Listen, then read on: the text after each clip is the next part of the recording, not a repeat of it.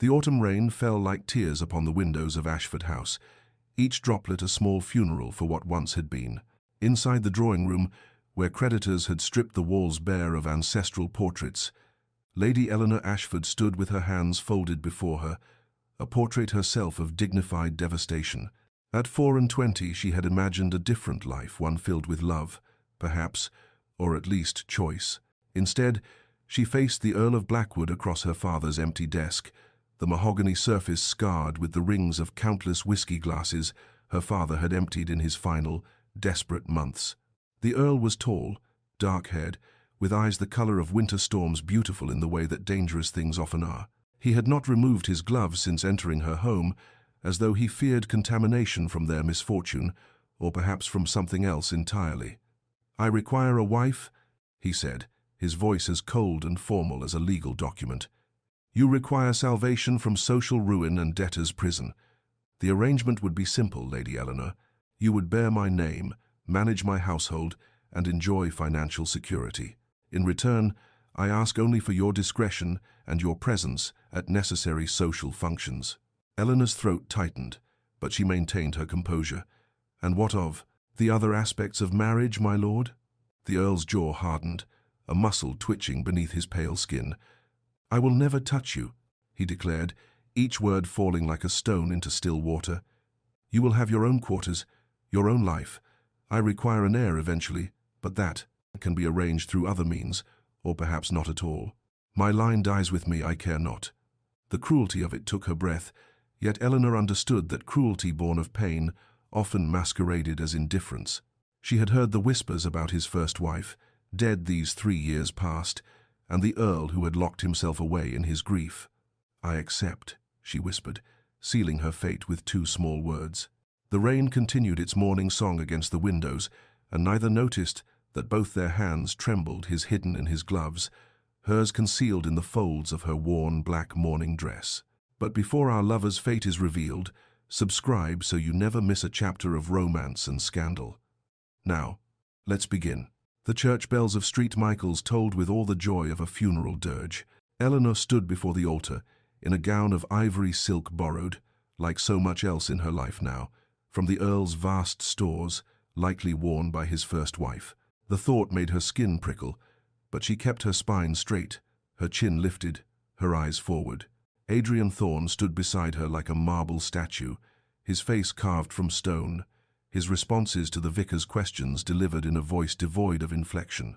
When the moment came to take her hand, he did so with his gloves still on, and Eleanor felt the leather barrier between their skin like a wall between 2 countries at war. The guests, and there were many, for an earl's wedding demanded attendance regardless of affection, filled the pews with rustling silks and barely concealed gossip. "Poor creature," one matron whispered behind her fan, "a business arrangement, nothing more." "They say he keeps his first wife's rooms locked," another added. "Shrine to the dead, curse upon the living."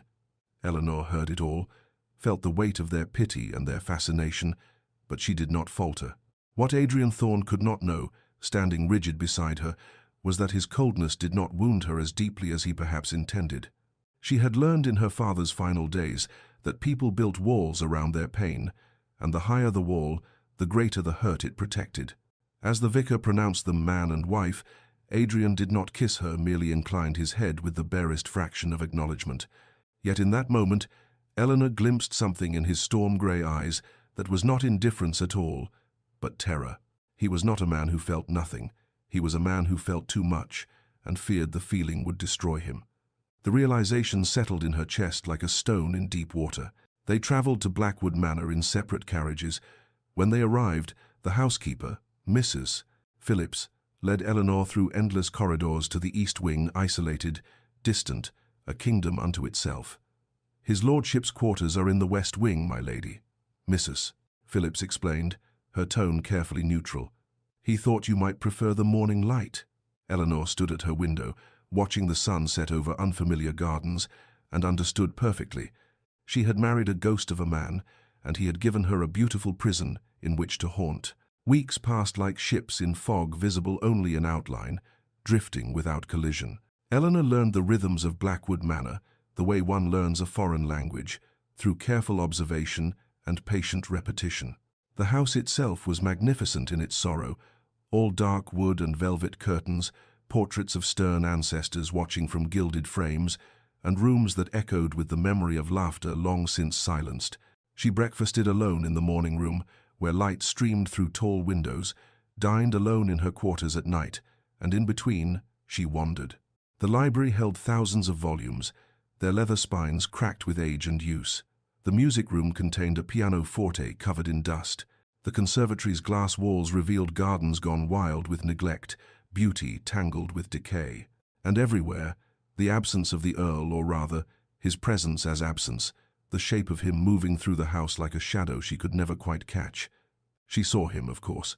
From her window, she watched him take his solitary walks each morning, striding through the grounds with his hands clasped behind his back, his dark coat billowing in the wind like the wings of some wounded bird. She glimpsed him in the study late at night, lamplight illuminating his profile as he bent over ledgers and correspondence, working as though labor might exhaust the demons that plagued him.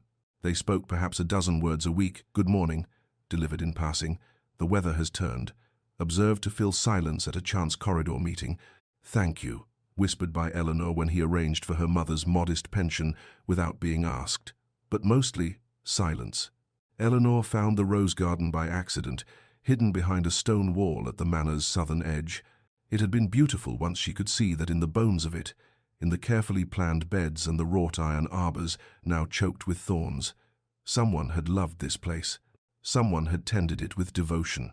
She began, tentatively at first, to clear away the dead growth, to prune the wild canes, to coax life back into the neglected earth. She did not know that Adrian watched from his study window, his hand frozen on the curtain, his breath caught in his throat. She did not know that the rose garden had been his wife's sanctuary, or that seeing Eleanor there, alive, patient, creating beauty from ruin made his chest ache with something he dared not name. The library became Eleanor's refuge, a cathedral of words where silence felt purposeful rather than empty. She had discovered it properly on a rain-drenched afternoon in her third week at Blackwood Manor, and since then she returned daily, drawn by the smell of leather and old paper, by the promise of worlds beyond her gilded cage. She had been careful to avoid what she assumed were Adrian's favorites, the philosophy and agricultural treatises on the lower shelves, the political volumes near his preferred reading chair. Instead, she gravitated toward the poetry, slim volumes tucked into corners like forgotten prayers. She was reading Wordsworth, curled into the window seat with autumn light falling across the pages, when she heard his footsteps. Her heart lurched, but she did not move, did not acknowledge his presence. Perhaps he would simply take what he needed and leave, as he always did. That was her favorite. His voice cut through the silence like a blade through silk. Eleanor's fingers tightened on the book. She looked up to find Adrian standing in the doorway, still as a portrait, his face unreadable. I did not know, my lord." "I can return it to no." He moved into the room with the careful control of a man walking on ice. "You may read what you wish. The library is yours as much as mine." The politeness was excruciating, formal as a minuet. Eleanor closed the book, her thumb marking the page. She had excellent taste, she offered quietly, unsure whether to apologize or pretend ignorance. Something flickered across Adrian's face, pain, raw and unguarded, gone as quickly as it appeared. "She had taste in many things," he said, his voice rough now, stripped of its usual cold precision. "Poetry, roses, broken men she thought she could heal." He turned away sharply, his hand gripping the back of a chair. "I loved her," he said to the empty fireplace, the words torn from somewhere deep. "And my love killed her. Childbirth. The physicians said her constitution was too delicate, that she should never have." He stopped himself, his shoulders rigid. "Forgive me. This is inappropriate." Eleanor stood slowly, the book clutched to her chest. "My lord, Adrian," he interrupted, still not looking at her. "If we must live as strangers, at least let us dispense with unnecessary formality in private." Then he left, his footsteps echoing through the corridors, leaving Eleanor standing in the fading light, with her heart breaking for a man who had loved too well and feared he might love again. Eleanor began with roses from the garden. She had reclaimed small bouquets placed in the morning room, where weak sunlight pooled on mahogany tables. in the entrance hall where their fragrance might greet him upon returning from his solitary walks. She said nothing about them, made no claim to the gesture, but each morning she replaced the wilting stems with fresh blooms, pink and white and deep crimson, petals soft as secrets. She watched, too, in the quiet way women have always watched the men they live among. She noticed that Adrian took his tea without sugar but with a precise measure of milk, that he preferred the darker Assam blend in the mornings and the lighter Ceylon in the afternoons. She mentioned it to Mrs. Phillips, casually, as though the observation meant nothing at all, and thereafter his preferred teas appeared in the study and drawing room without fanfare, without explanation. Adrian noticed. How could he not? The flowers appeared like gentle ghosts of better days, their scent triggering memories he had locked away. The tea arrived perfectly prepared, and he found himself wondering whether Eleanor had instructed the staff or whether she had somehow intuited his preferences through pure attention. He said nothing, of course. To acknowledge the gestures would be to acknowledge her, and acknowledgement led to attachment, and attachment led to loss. Yet he found himself seeking out the rooms where her flowers bloomed, breathing in their fragrance like a man starved for air. One evening in late October, music drifted through the manor's corridors, tentative at first, then growing stronger, more confident. Eleanor had discovered the pianoforte, had pushed back the dust cover, and was playing Beethoven's Moonlight Sonata, her fingers finding the melancholy notes as though they had been waiting all this time to be released. Adrian froze in the hallway outside the music room, his hand pressed against the wall for support. Catherine had played. Catherine had filled these rooms with music, had made the manor feel alive. He had locked the instrument away after her death, unable to bear the silence of the keys, and now this woman, his wife, who was not his wife, had unlocked it again. He should walk away. He should maintain the distance he had so carefully constructed. Instead, he stood in the shadows and listened, his eyes closed, his chest tight with an emotion he could not name. The music was different from Catherine's, playing less technically perfect perhaps, but achingly sincere, full of a longing that matched his own. When Eleanor finished, the silence that followed felt different than before, not empty, but full, pregnant with possibility. Adrian retreated to his study before she could discover him, but something had shifted. Some wall had developed the first hairline fracture. Eleanor had ventured beyond the manor's manicured grounds on a grey November morning, walking the lanes that connected the tenant farms to the estate proper. What she found troubled her deeply: cottages with roofs that leaked, children thin-faced and coughing, fields lying fallow because the families lacked seed for planting. She had managed her father's declining estate in his final years, had learned the delicate mathematics of land and labor, and she recognized neglect when she saw it. That evening, she did not wait for Adrian to retreat to his study. She intercepted him in the hallway outside the dining room, her spine straight, her resolve fortified by the memory of a young mother's hollow eyes. "My lord, I must speak with you about the tenant families." Adrian's expression shuttered immediately. "Mrs. Phillips handles household matters. The steward manages—" "The steward has neglected his duties," Eleanor interrupted, her voice steady despite her racing heart. "The Dawson cottage has a roof that will not survive winter. The Mitchells have 3 children suffering from lung fever because of the damp. The western fields lie unplanted because your tenants cannot afford seed." His jaw tightened. "Lady Eleanor, you overstep. Estate management is not a woman's concern?" Her eyes flashed. "I managed Ashford's estates for 2 years before my father's death. I know land yields and crop rotations, tenant rights and fair rents. Your people are suffering, and whether you wish to acknowledge my existence or not, I am the Countess of Blackwood, and their welfare is my responsibility as much as yours." Adrian stared at her as though seeing her for the first time. This woman who had moved through his house like a whisper, now standing before him with the force of a storm. "You managed Ashford?" "Everything except the debts my father hid from me," she replied quietly. "I learned estate accounts at 15, my lord. I learned compassion far earlier." The silence stretched between them, taut as a violin string. Finally, Adrian spoke, his voice grudging. "What do you propose?" Eleanor pulled a folded paper from her pocket. She had come prepared. Roof repairs before the heavy snows, medical attention for the sick children, seed loans to be repaid after harvest. The cost would be minimal compared to losing productive families to disease or departure. He took the paper, his gloved fingers brushing hers briefly. He read it carefully, and something in his expression shifted respect, perhaps, or surprise, or the first crack in the armor he wore like a second skin. "Very well," he said finally. "Instruct the steward, and Lady Eleanor." He paused, his grey eyes meeting hers. "You did not overstep." The estate work became a bridge between their separate lives, narrow but traversable. Adrian began appearing at Eleanor's morning room with questions about tenant concerns, ledgers tucked under his arm, his manner still formal but no longer quite so cold. She would pour tea, the Assam he preferred, and they would discuss grain prices and drainage problems, their conversations practical, purposeful, safe. Yet gradually, inevitably, the boundaries softened. Adrian began seeking her opinion not just on tenant matters, but on broader estate decisions, whether to invest in new breeding stock, how to handle a dispute between neighboring families.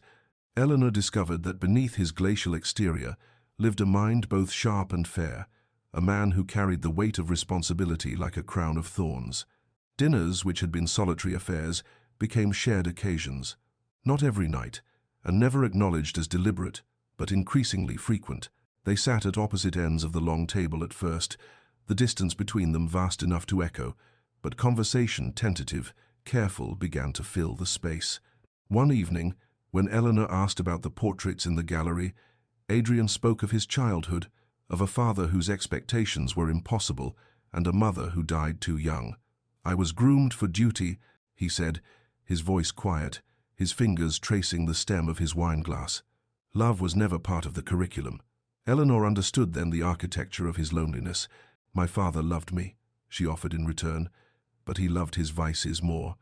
I watched him destroy everything we had, and I could not stop him. I learned that love alone is not always enough to save someone." Adrian's eyes met hers across the candlelight, and something passed between them. Recognition, perhaps, that they were both survivors of different shipwrecks, clinging to different pieces of wreckage. The respect that grew between them was quiet but undeniable, built on competence and shared purpose, on late-night discussions about crop rotation that somehow became conversations about poetry, about loss, about the peculiar burden of inheriting broken things and trying to make them whole. Yet always, the distance remained. Adrian never removed his gloves in her presence. They never touched except in passing, and even then, accidentally. But Eleanor found herself watching for him, listening for his footsteps, and knew with a certainty that terrified her. She was beginning to love the man her husband was becoming, even as he held himself carefully beyond her reach. The assembly at Thornfield Hall glittered with false warmth, all candlelight and forced gaiety. The county's finest families gathered to assess the Earl of Blackwood's mysterious marriage. Eleanor wore silk the color of midnight, a gown Adrian had insisted upon purchasing despite her protests, and she moved through the crowded rooms with the grace of a woman who had learned to wear dignity like armor. Adrian watched her from across the ballroom, champagne untouched in his hand, and felt something dangerous unfurl in his chest when Lord Hartley bent too close to Eleanor's ear, when young Pemberton's eyes lingered too long on the curve of her neck. She was beautiful. When had he allowed himself to notice? When had the observation become this sharp-edged possessiveness? "Such an unusual arrangement," Lady Ashworth's voice cut through his thoughts, the matron's fan fluttering like a predatory bird. "A marriage of convenience, they say. One wonders if the Earl will ever produce an heir, or if he's content to let his line die with his peculiarities." Eleanor, standing nearby with a group of women, heard every word intended, of course, as cruelty always was. Adrian saw her fingers tighten briefly on her glass, saw the moment of pain flash across her face before she schooled it into serenity. "I find," Eleanor said clearly, her voice carrying, "that the quality of a marriage is measured not by public displays, but by private respect. Those who must advertise their happiness often have little of substance to show." Adrian moved before conscious thought, crossing the space between them, his hand still gloved coming to rest at the small of Eleanor's back, a touch so light it barely existed, yet claiming her nonetheless. "My wife speaks wisely," he said, his voice cold as winter frost, his eyes fixed on Lady Ashworth. "Perhaps if more marriages were founded on respect rather than performance, there would be fewer miserable souls seeking entertainment in others' private affairs." The silence that followed was profound. Adrian escorted Eleanor to the carriage shortly after, both of them trembling with unspent emotion. In the darkness of the carriage, as they rounded a corner, his hand slipped against hers, no gloves now. He'd removed them in his agitation, skin against skin, for the first time since their wedding. Both pulled away as though burned, but Eleanor felt the ghost of his warmth long after, and Adrian stared at his hand in the darkness, wondering how such brief contact could feel like salvation and damnation at once. Autumn deepened into winter's approach, and Blackwood Manor transformed in ways both visible and invisible. The gardens Eleanor had reclaimed bloomed one final time before frost, the roses she had nurtured offering their last crimson offerings to the dying season. But more than the grounds had changed, the house itself felt different, as though the walls had learned to breathe again, as though light found corners that had been dark for years. Adrian sought her company now, no longer hiding behind the pretense of estate business. He would appear in the library where she read, settling into the chair opposite hers with his own book, content to share the silence that had become companionship rather than exile. He accompanied her on walks through the gardens, his hands clasped behind his back, his voice losing its careful formality as they discussed everything and nothing, philosophy and poetry, memories of childhood, dreams they had abandoned. One afternoon, as they walked beneath bare branches laced with early frost, Eleanor laughed at something he said. A dry observation about the vicar's endless sermons, and the sound stopped Adrian mid-stride. He stared at her, at the way joy transformed her face, and felt his carefully constructed defenses crumble like ancient walls against a rising tide. His hand moved without permission, reaching for hers, wanting desperately to twine their fingers together, to close the distance he had so rigorously maintained. But fear, old, familiar, suffocating, stopped him inches away. His hand fell back to his side, and he looked away, his jaw tight with the effort of denial. Eleanor saw it all. She saw his hand rise, saw the longing in his eyes, saw the moment fear conquered desire. The pain of it settled in her chest like ice forming over still water. She understood then, with terrible clarity, that she had fallen in love with her husband, had given her heart to a man who would never allow himself to claim it. She loved his sharp mind and his hidden kindness, his wounded soul and his stubborn honor. She loved the way he listened when she spoke, the way his eyes softened when he thought she wasn't watching, the way he had slowly, carefully let her past his walls, but only so far, never far enough. That night, alone in her quarters, Eleanor wept for the first time since coming to Blackwood Manor, mourning a marriage that was everything except what she needed it to be. December arrived with ominous skies, clouds massing on the horizon like armies preparing for siege. The air held that peculiar heaviness that precedes great storms, a pressure that made breathing difficult, that turned the manor's atmosphere from merely melancholy to something approaching dread.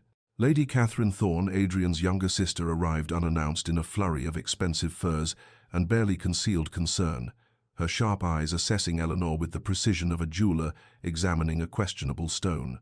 She cornered Eleanor in the morning room, her manner civil but cold. "I feel I must speak plainly," Catherine said, her teacup balanced perfectly on her knee. "My brother has suffered greatly, and I will not see him wounded again. Whatever expectations you harbor about this marriage, I advise you to abandon them. Adrian will never love again. He made that choice when he buried his wife, and it is a choice you must respect." Eleanor's hands trembled, but she kept her voice steady. "I have no expectations beyond those we agreed upon, Lady Catherine. It was a lie, and they both knew it." That evening, Eleanor passed by Adrian's study and heard voices, his and his sister's, raised in argument. She knew she should not listen, knew eavesdropping was beneath her dignity, but her feet would not move. "She looks at you with stars in her eyes, Adrian," Catherine was saying. "It's cruel to let her hope. There is no hope to give." Adrian's voice was rough, anguished. "The arrangement remains as it was." "I cannot, will not." He stopped, and Eleanor heard something break in the silence, perhaps a glass. "I will not love her, Catherine. I cannot survive losing someone again. The arrangement stands. It must stand." Eleanor fled to her chambers, her hand pressed against her mouth to stifle the sob that threatened to escape. She had known, of course she had known, but hearing the words spoken aloud, his absolute rejection, his determination never to love her, carved something vital from her chest. Meanwhile, Adrian sat alone in his study, his head in his hands, lying to himself as surely as he had lied to his sister. because the terrible truth was that he already loved Eleanor, had loved her perhaps since she first filled his house with roses, and the knowledge was destroying him.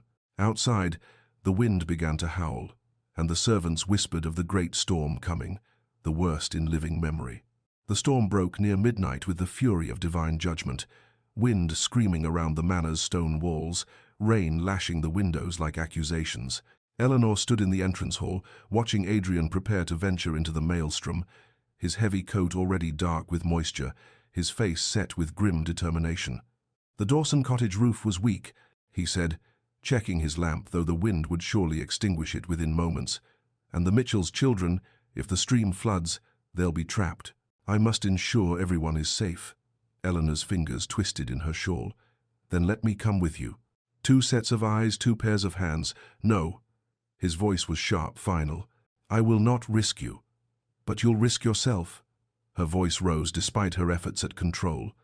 "Adrian, please, this is madness. Send the grooms. Send—" He turned to her then, and the look in his eyes stole her breath, fear and longing, and something that looked achingly like love, all barely restrained beneath his iron control. "I must go, Eleanor.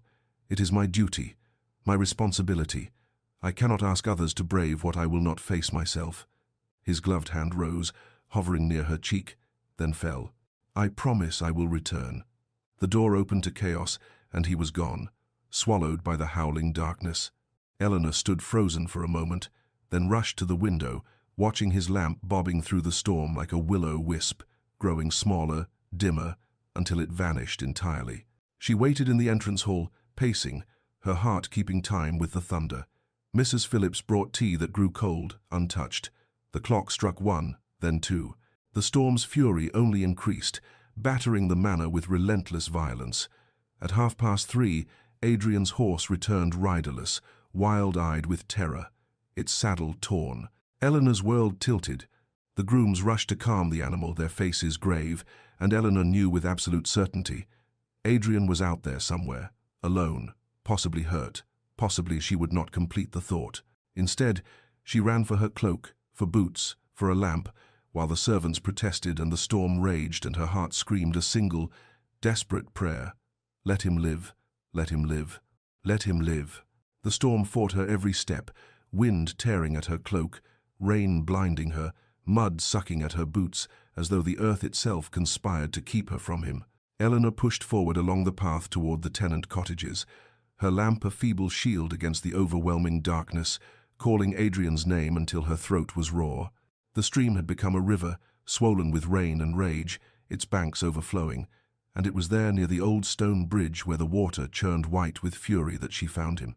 A massive oak had fallen, its ancient roots torn from the softened earth, and beneath its crushing weight lay Adrian, motionless, his face pale as death in her lamp's trembling light. "No," Eleanor breathed, then screamed it. "No!" She fell to her knees beside him, her hands finding his throat, searching desperately for a pulse. They're faint, too faint, but present. He was alive. His leg was pinned beneath a thick branch, his coat torn, blood seeping dark against darker fabric. His skin was ice-cold, his lips tinged blue hypothermia, taking him even as she found him. The tree was impossibly heavy, but Eleanor was beyond reason now, beyond the limits of what she thought herself capable of. She braced her feet in the mud, wrapped her arms around the branch, and pulled with strength born of pure desperation and love. Yes, love. She acknowledged it fully now, let it fuel her muscles as she screamed against the storm and heaved with everything she possessed. The branch shifted, inch by impossible inch. Her hands tore, splinters driving deep into her palms, but she felt nothing except the imperative that he must live, he must survive. She would not lose him to the darkness and the cold. With a final, agonized effort, the branch lifted enough for her to drag Adrian free, his body dead weight in her arms. She collapsed beside him, gasping, weeping, her hands moving over him to assess the damage his leg bent at a wrong angle, a gash across his temple, his breathing shallow and labored. The manor was too far, the storm too violent. She had to find shelter, had to get him warm, or they would both die here by this furious stream. She saw it then, the old groundskeeper's cottage, barely visible through the rain, abandoned but standing. Shelter, survival, hope. Eleanor half-carried, half-dragged Adrian through the last desperate yards to the cottage, her strength fueled by terror and determination, her body screaming protests she refused to acknowledge. The door yielded to her shoulder, and they tumbled inside, out of the storm's teeth, into darkness that felt almost peaceful by comparison. She had no time for relief. Adrian's breathing was dangerously shallow, his skin like marble beneath her trembling fingers. Eleanor's hands moved with purpose, born of necessity. She had nursed her father through his final illness, had learned the practical ministrations that propriety usually denied gentlewomen. She stripped away Adrian's sodden coat and waistcoat, her ruined hands fumbling with buttons and fabric, past caring about impropriety when death waited in the wings. The cottage held remnants of its former life, a few sticks of furniture, moth-eaten blankets in a trunk, most blessedly a small store of wood beside a serviceable hearth. Eleanor coaxed fire from flint with bleeding fingers, each spark a small prayer, until flames caught and grew, pushing back the cold and darkness. She wrapped Adrian in every blanket she could find, chafed his hands and feet, cleaned the wound on his temple with strips torn from her petticoat. His leg she could not set properly, but she bound it as best she could, whispering apologies when he groaned in unconscious pain. Through the long night, as the storm battered the cottage and the fire burned low and was rebuilt, Adrian drifted in the grey country between consciousness and oblivion. He spoke in fragments, his voice broken and desperate. "Catherine," he called first, and Eleanor's heart clenched. "Catherine, forgive me. I should have protected you, should have kept you safe." Then later, as fever took him, "Eleanor, Eleanor, don't leave, please. I cannot lose." His hand clutched at air, searching, and Eleanor caught it, held it between both of hers despite the agony in her torn palms. "I'm here," she whispered fiercely. "I'm here, Adrian. I won't leave you." She understood then, with the clarity that comes in darkness before dawn, that his fear was not of loving but of the inevitable loss that followed love, that he had built his walls not from cruelty but from a grief so profound he believed it would destroy him to feel it again. He loved her, she knew it now with absolute certainty, and that love terrified him more than any storm. Dawn broke grey and exhausted, the storm having spent its fury somewhere in the darkest hours, leaving behind a world washed clean and strangely silent. Adrian opened his eyes to pain his leg, a symphony of agony, his head throbbing, but these sensations were distant compared to the sight that met him. Eleanor sat slumped against the wall beside the dying fire, her face smudged with ash and mud, her hair fallen from its pins in wild tangles, her hands wrapped in crude bandages dark with blood. She had fallen asleep sitting up, as though unwilling to leave her post even for the comfort of lying down, and in the pale morning light she looked both devastatingly beautiful and utterly ruined. Memory crashed over him in waves, the falling tree, the crushing weight, darkness taking him. And then Eleanor's voice cutting through oblivion, her hands dragging him free, her warmth keeping death at bay through the endless night. She had risked everything, for him, the man who had married her and refused to touch her, who had given her a beautiful prison and called it protection, who had been too much a coward to admit what his heart had known for months. "Eleanor," he whispered, his voice cracked and raw. She startled awake, immediately moving toward him despite her obvious exhaustion. "Adrian, thank God. How do you feel? Your leg is broken, I think, and you had fever through the night." "You saved my life." The words felt inadequate, too small for what she had done. His eyes found her bandaged hands. "You hurt yourself. You could have died." "So could you," she replied simply, tears suddenly streaming down her face. "And I could not bear it. I could not." He reached for her then. Propriety be damned, fear be damned, all his carefully constructed walls crumbling to dust.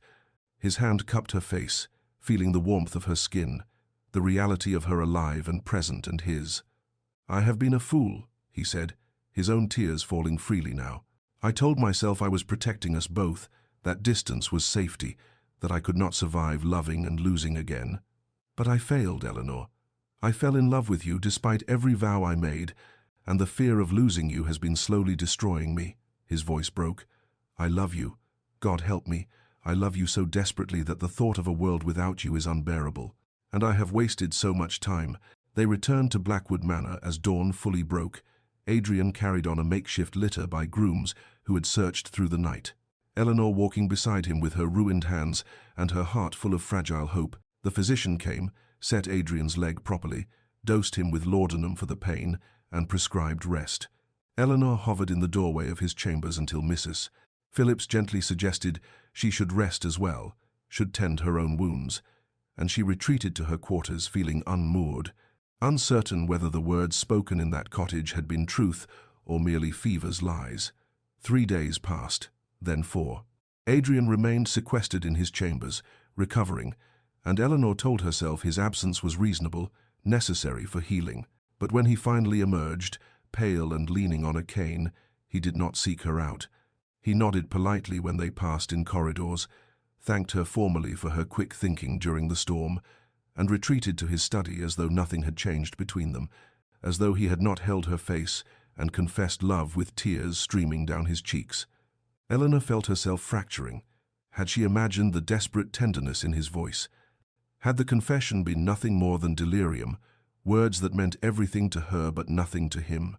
She watched him withdraw behind his walls again, watched him rebuild the distance between them brick by careful brick, and the pain of it was worse than his initial coldness had ever been, because now she knew what they could have, and he was choosing to deny it. The household staff whispered, their concerned glances following Eleanor through rooms that felt emptier than they ever had before. Mrs. Phillips brought her tea she could not drink. The gardener mentioned that the roses would need winter protection, and Eleanor could not find it in herself to care. By the 7th day, as December snow began to fall and Adrian still avoided her eyes, Eleanor understood with perfect clarity.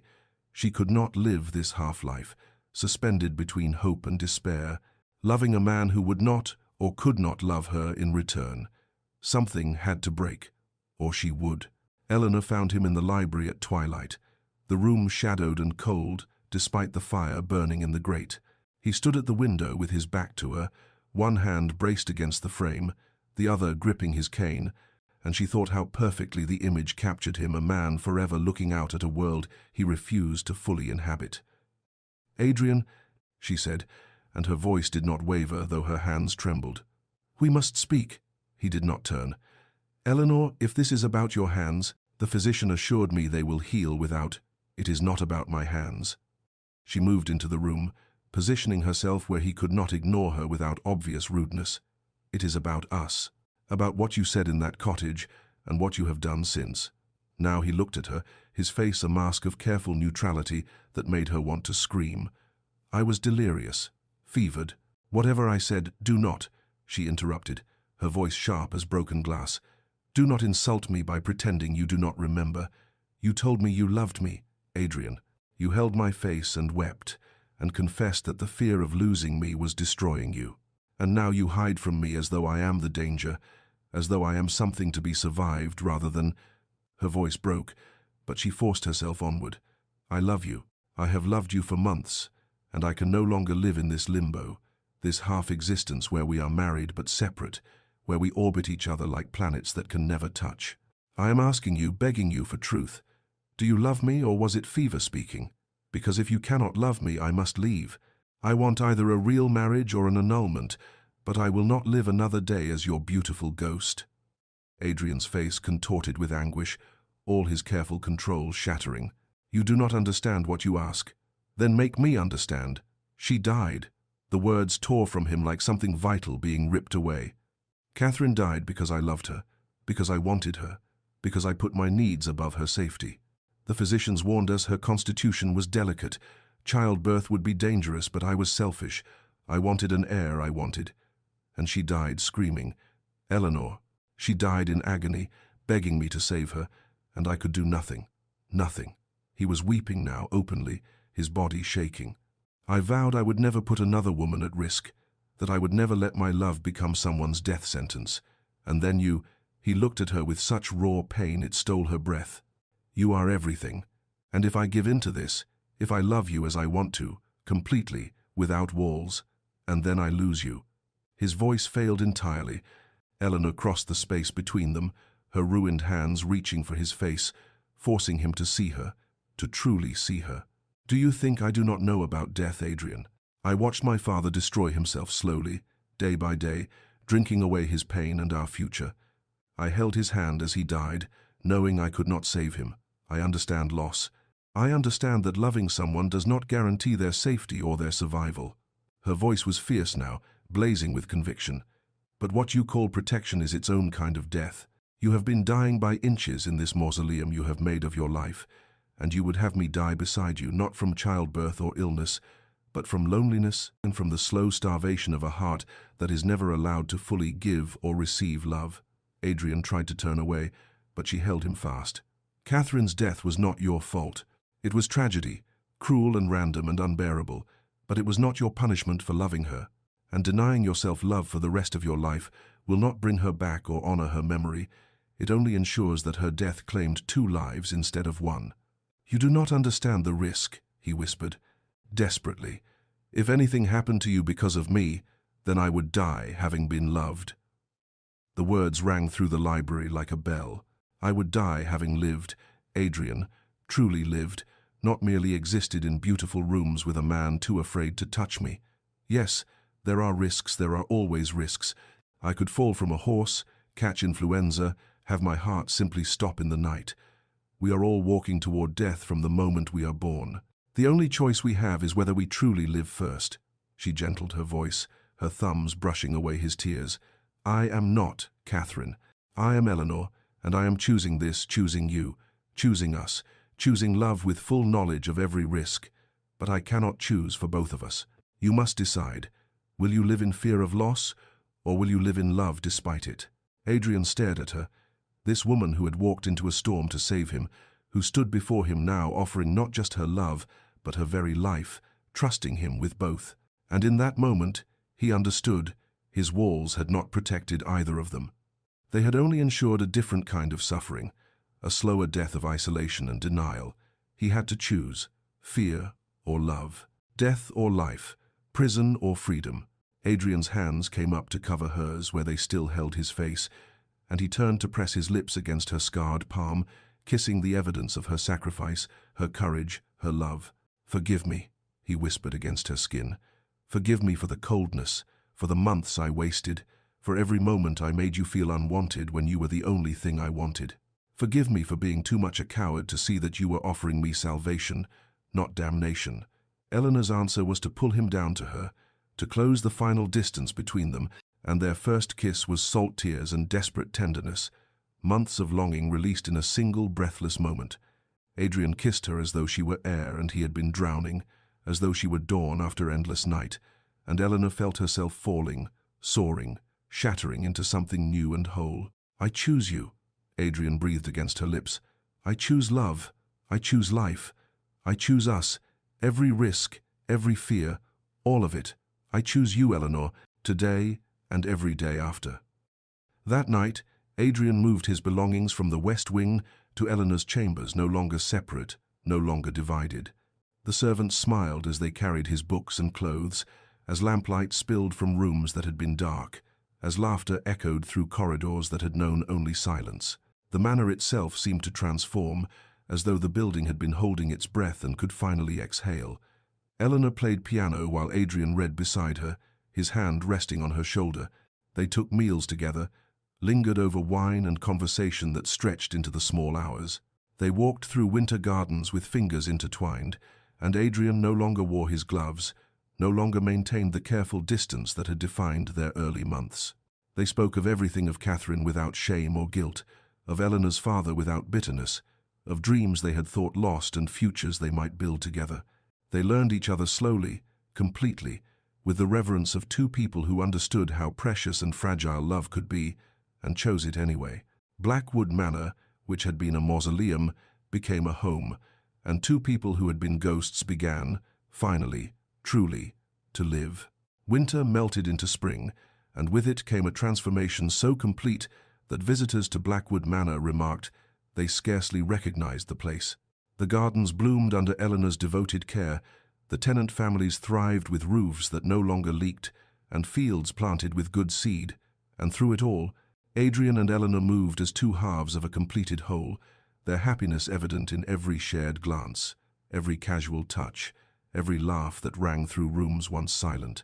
When Eleanor discovered she was with child, She felt Adrian's terror like a physical thing, saw it, in the sudden whiteness of his face, the trembling of his hands as they rested on her still flat belly. But this time, he did not retreat. Instead, he faced his fear directly, hiring the finest physicians in England, consulting with every expert, preparing obsessively for every possible complication. Yet he also trusted in Eleanor's strength, in the doctor's skill, in the love that bound them, in life itself. "I am afraid," he confessed to her one night as they lay together in the darkness, his hand spanning her swelling belly. "Every moment, I am terrified, but I would not trade this fear for the emptiness we had before. Whatever comes, we face it together." Eleanor's labor came with the first roses of summer, long and difficult but not dangerous, and when their daughter finally arrived, red-faced and furious and perfectly, gloriously alive, Adrian wept as he had wept in that storm-battered cottage, but these were different tears entirely. He held his daughter with shaking hands, this tiny creature who represented everything he had feared and everything he had learned to hope for, and felt the last chains of his old grief finally, completely, break. "Her name?" Eleanor asked softly from the bed, exhausted but radiant. "Hope," Adrian whispered, pressing his lips to the baby's forehead. "We shall call her Hope, because that is what you gave me." The estate prospered as never before, not merely in crops and profits, but in the kind of wealth that cannot be measured in joy and purpose, in community and care, in the knowledge that fear had been faced and love had won. 5 years had painted Blackwood Manor in colors Adrian had once believed lost to him forever. The gardens bloomed in riots of summer abundance, and through them ran 3 small figures in white dresses, Hope at 5, Grace at 3, and baby Faith toddling after her sisters with determined steps, her laughter like music carried on the warm breeze. Adrian sat beside Eleanor on the garden bench she had commissioned, his arm around her shoulders, watching their daughters chase butterflies through the roses she had brought back to life. His hair held threads of silver now, and Eleanor's face bore the soft lines of a woman who had smiled often and deeply, and they were more beautiful to each other than they had been on that cold wedding day that felt like another lifetime entirely. "Do you remember?" Eleanor said softly, her head resting against his shoulder. "When you told me you would never touch me." Adrian's hand tightened on hers, their fingers interlaced as naturally as breathing. "I remember being a fool who mistook fear for wisdom, isolation for safety. I remember the woman who saved my life twice, once from a storm and once from myself." They watched Hope lift Faith into her arms to see a butterfly more closely. They watched Grace spin in circles until she collapsed dizzy and giggling into the grass, and Adrian felt gratitude so profound it bordered on prayer. Dear listener, perhaps you too have known fear, the kind that builds walls around your heart and calls it protection, that mistakes loneliness for safety, that believes loving again means risking everything you cannot bear to lose.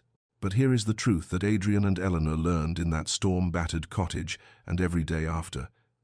We are all walking toward loss from the moment we first love, and the only choice we have is whether we truly live first. Love requires the courage to be vulnerable, to tear down walls brick by brick, to risk the pain of loss for the privilege of connection. It is not the absence of fear, but the decision to love despite it that transforms us, that redeems us, that makes us finally, fully, alive. May you find the courage to open your heart when it has learned to close. May you discover that the walls you built for protection have become your prison. May you know love that is worth every risk, every fear, every moment of uncertainty. And may you rest tonight in the knowledge that it is never too late to choose love over fear, life over mere existence, hope over despair. This has been a story from Sweetly Told Tales. If these words have touched you, let them remind you that your own story is still being written, and the next chapter begins with a single brave choice. Sleep well, dream deeply, and remember, love always, always finds a way.